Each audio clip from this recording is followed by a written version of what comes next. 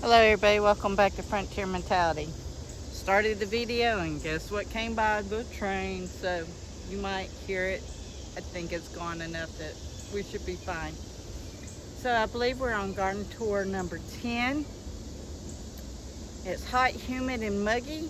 We got rain last night, which this garden back here greatly appreciated because everything was wilted. Some of it's still very wilted. I pickled squash yesterday. I followed one in the fall canning book, so I'm supposed to be able to rinse it off and then fry it. So fingers crossed that it works. I did, I think, 6 or 8 of those yesterday. So if it turns out well, it will probably be a new way of putting it up. The blood corn has, it says 100 to 120 days. At the end of the month will be 90 to 100. I have to go back on my calendar and double check. It's not turned red yet. I don't know if it reddens as it cures or what. Like I said, it's first time. The sweet corn is just now beginning to get tassels, and now it is 6 feet high, so that's very nice. And I just saw some more beans, so we'll have to check that on our walk back out. Cucumbers, we have pickled enough bread and butter pickles and squash mixed in with the relish to last us a year. So now we're letting a lot of it go to seed. We'll bring you back on those type of videos showing you how we process cucumbers to seeds / squash. That's easy. You just dig it out, lay it on the plate, and let it dry. Same pretty much for the cucumbers. It's just a nastier process. Just like you do your cantaloupe or your honeydew melons, you scoop it out, get as much pulp off of it as you can, spread it out on either a paper plate, the coated paper plates, or parchment paper, right on it what seeds you're saving. Like if I'm doing honeydew, on that plate, and which reminds me I need to do this, write honeydew on it. Because honeydew and cantaloupe and cucumber seeds are all very similar. All right.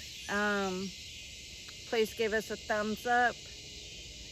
I would appreciate a comment if you're liking the new series that we're doing for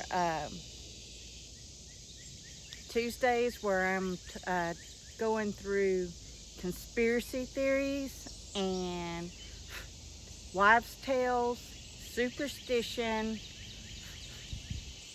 and folklore. If you like it, say I like it. That's it. That's all you have to put. I like it. It will help the YouTube algorithm spit my content out a little further into YouTube land.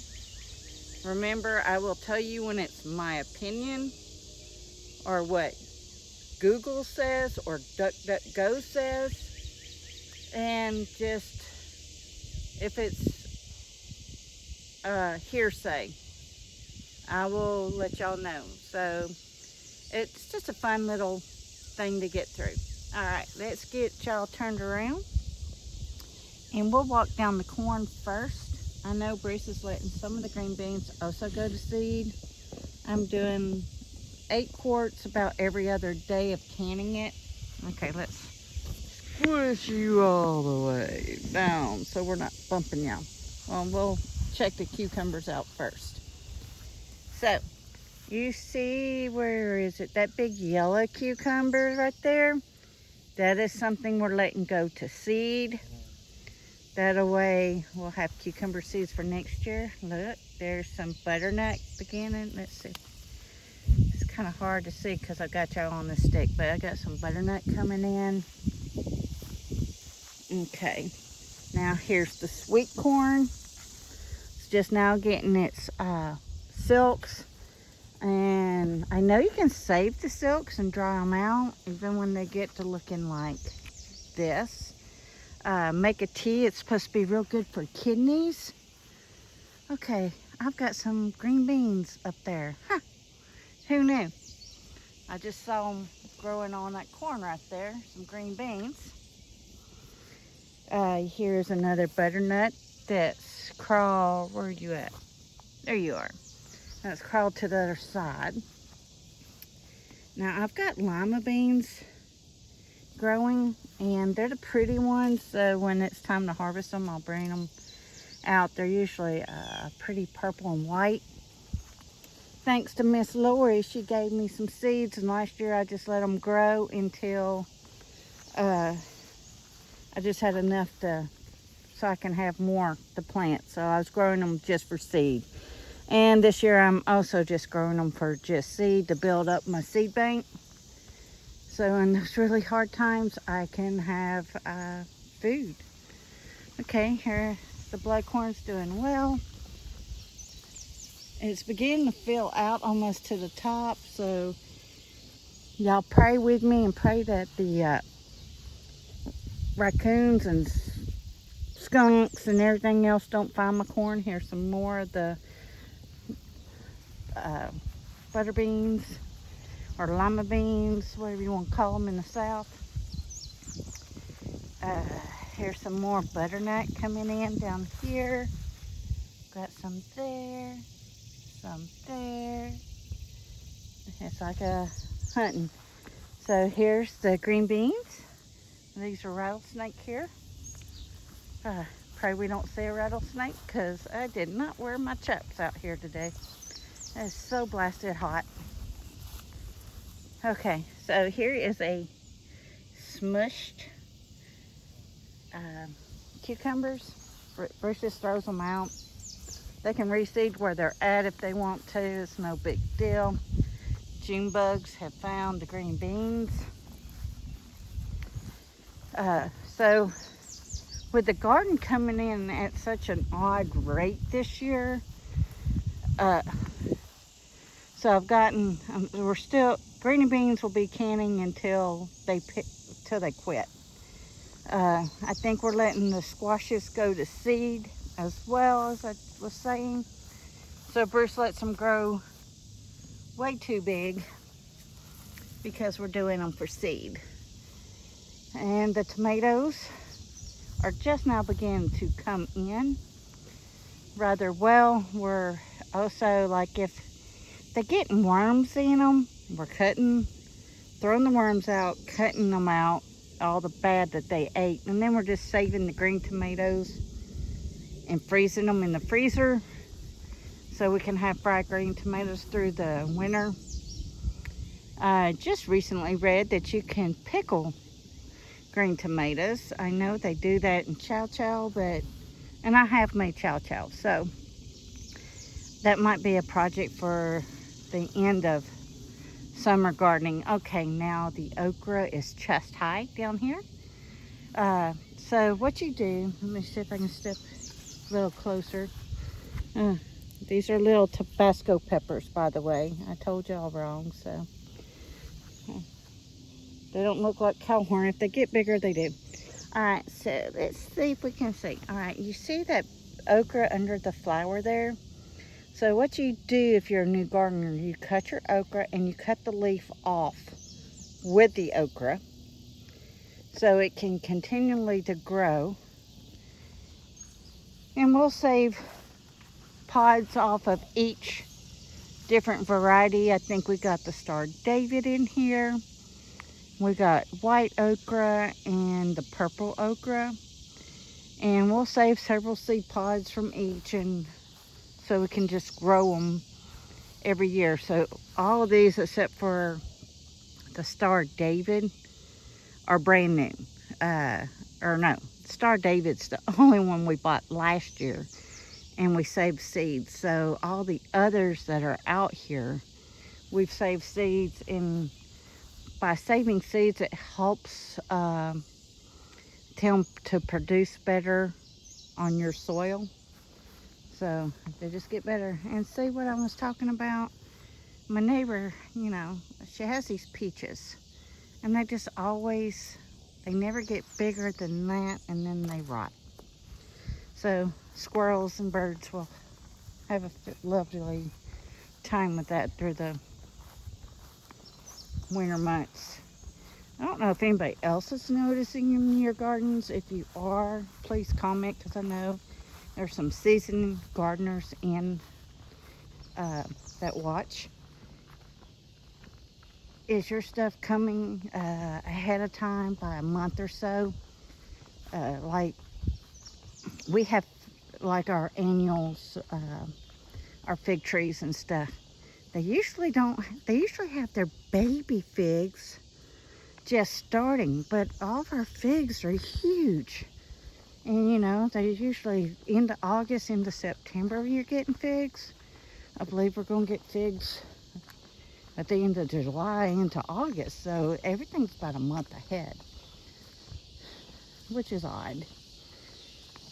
I was watching, I'm just going to give a shout out to his channel because I really like it. I mean, us Appalachian people need to stick together a little bit. All right, we still got some blackberries coming, so I'm going to go ahead and grab some of these.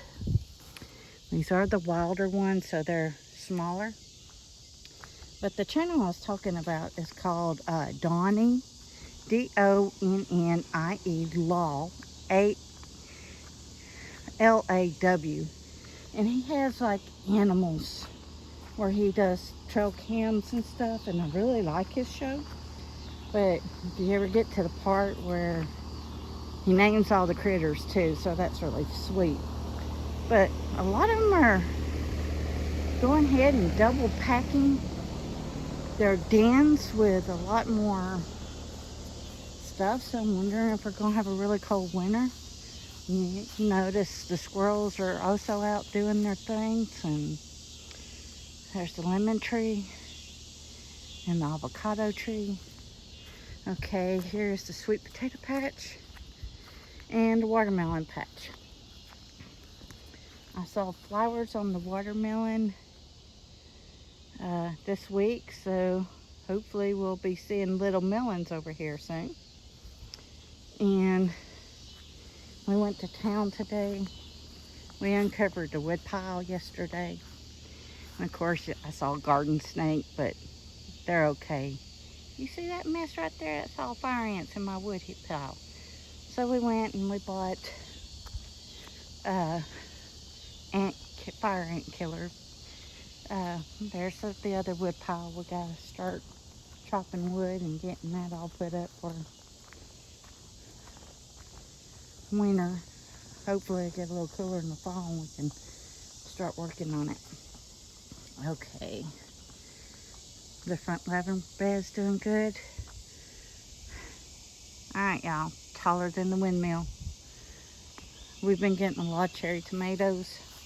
Once they really start coming in good, we will be roasting them because they make the best tomato basil soup. Okay, here's our peppers. We've been getting peppers every morning. The morning glories are doing great. Another sweet 100. We've got quite a few of these.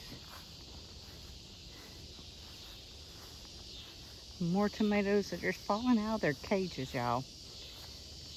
And then the other lemon tree says lavender, but it's lemon. And then this. There's some more yellow tomatoes. But here are some of this fig is one I started from a graft. So these are still tiny, but it's the the turkey fig. Look how beautiful that ginger is coming up. And there's some over there in the back. Lavender's doing good. Okay, let's take us on this side.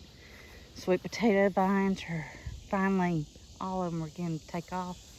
Now this is the popcorn corn. just now getting their silks. Looks like I'm getting 2 to 3 off of each one, so that's nice. There's some more cucumbers growing on the vine over there, crawling up. This is all okra right here. It is almost hip high now. All right, the honeydew patch. I saw some really great ways to preserve honeydew. You can cut it, de-seed it, and eat it like normal. Then you can also cut it, de-seed it. Oh, look at that one over there. Can we see it? Where is it? There it is. Here's another big one. I made a smoothie with it with coconut milk. And y'all, I'm telling you that it was the best. Okay. I came back in and I cut the other kale back again because the June bugs found it. We're still waiting for these to die back, turn to completely brown, then we'll get those seeds. The radishes are almost ready. They're getting almost to their dark brown stage, so we'll keep an eye on that. Now, y'all look at these mission figs. Look how beautiful these things are. They're huge. And she's loaded, so we will be canning a good measure of figs this year. We got some more brandywines going. We got radishes going here, and I tried to save the lavender, but it died, so what can we do? Nothing. Okay, and there is some more tomato or cherry tomatoes in there. Oh, the cat is pissed off down there. I don't know what happened to it. But my dogs ain't out, so I know ain't my dog's bothering that cat. The Vago bed. I cut a lot of this butterhead back, but it's probably time to pull this one because we're letting that one go to seed. Blueberries are done. And the blackberries are done. So it's nice while they lasted.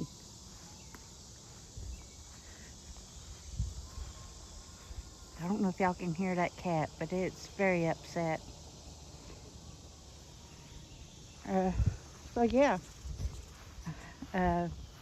Different of the foods that I told you to feed for Patriot. My Patriot Supply.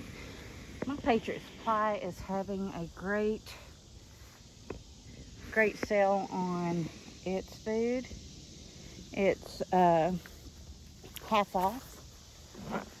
It was $1,000 for a year supply, or hovering around the 1,000 mark. So y'all check that out and get y'all's food on the shelf, whether it's freeze dried, canned stuff from the grocery store. Remember to do. We were doing cornmeal. We're doing rice, bagged beans. You can, if you're a single person, you can buy the Jiffy corn mixes because it's more on a small scale for 1 or 2 people. I like it, but I also like the regular cornmeal too. Flour. You can either do self-rising flour or you can do bread flour or all-purpose flour. It's kind of good to mix it all up to see what you can do. If you're buying bread flour, buy yeast or baking soda because you can use it to make your bread as well. Y'all, it is gosh darn humid out here. It's only in the 80s, but I'm dripping wet. So that being said, please stay safe, please get ready, and please get prepared. Frontier Mentality signing out.